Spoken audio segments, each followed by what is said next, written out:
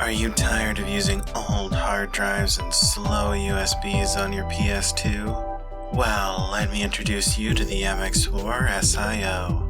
This compact, sleek, futuristic device will allow you to play your PS2 ISOs from the convenience of a memory card slot. Order within the next 10 minutes and we'll include a compatible SD card absolutely free. So what are you waiting for?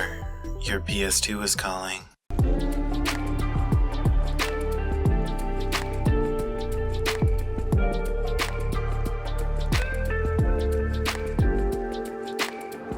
Hello and welcome back to the VideoGame O.R, the series where we show you the process in repairing and restoring all things gaming. Today we're going over how to set up the PS2 MX4SIO Memory Card to SD card adapter. This device allows you to play any of your backed up PS2 games using one of the console's memory card slots.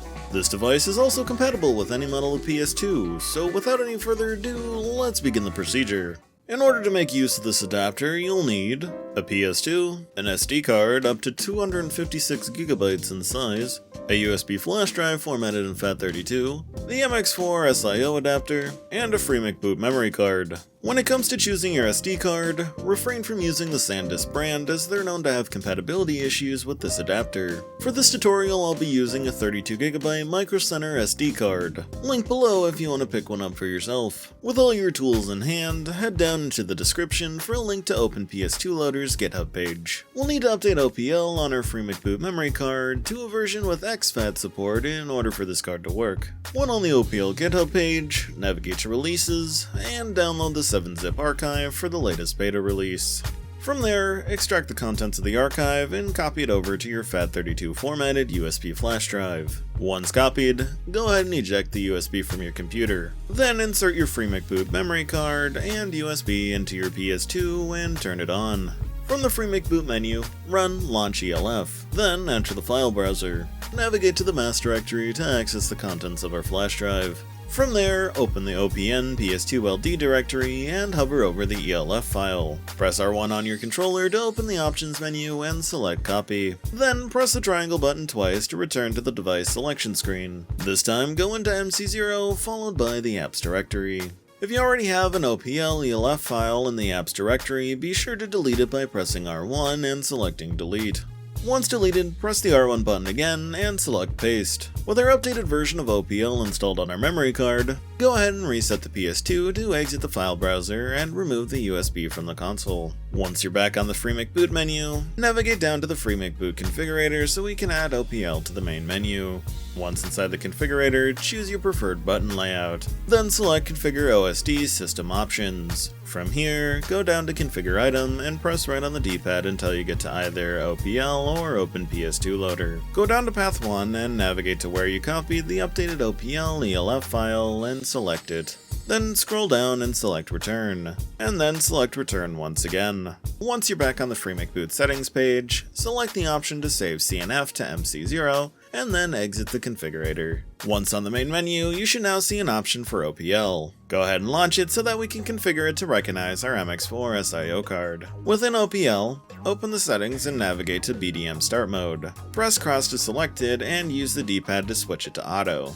Next, select Block Devices and turn on MX4SIO, then press OK. Go ahead and save your changes as we're all ready to set up our SD card for use with the MX4SIO. But before we do that, let's see today's featured comment. This video's featured comment is brought to you by EarthGrand234, who said, "I'm actually really interested in the PS2 MX4 card. I only have a PS2 Slim, SCPH75001 specifically, and only ever have heard of the SSD mod for the Fat PS2 and that there were no storage mods for the PS2 Slim.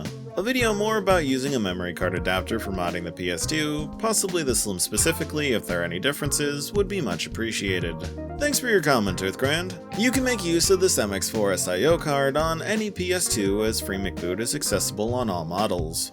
The only caveat to that is the 9000 model Slims, as you'll need a memory card running Funtuna in order to launch FreeMake boot. Unfortunately, the standard FreeMake boot memory cards won't work on those models of PS2 systems. Now, if you're new to the OR, be sure to subscribe and say a few words down below for a chance to have it featured in a future episode. Now, back to the tutorial.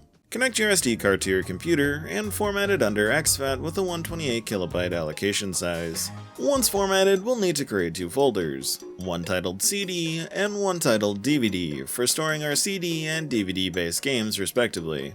For this tutorial, I'm using a backup of Ratchet & Clank 3, which is a DVD-based game, so it'll go into the DVD folder. Any CD-based backups will need to be converted from BinQ format to ISO in order to work with the MX4 card. If you don't know if a game is on a CD or a DVD, you can either check the game's case or look at the color of the disc. Most of the CDs on the PS2 are blue, and the DVDs are primarily silver. Once your ISOs have been copied over to the SD card, go ahead and eject it from your computer and insert it into your adapter.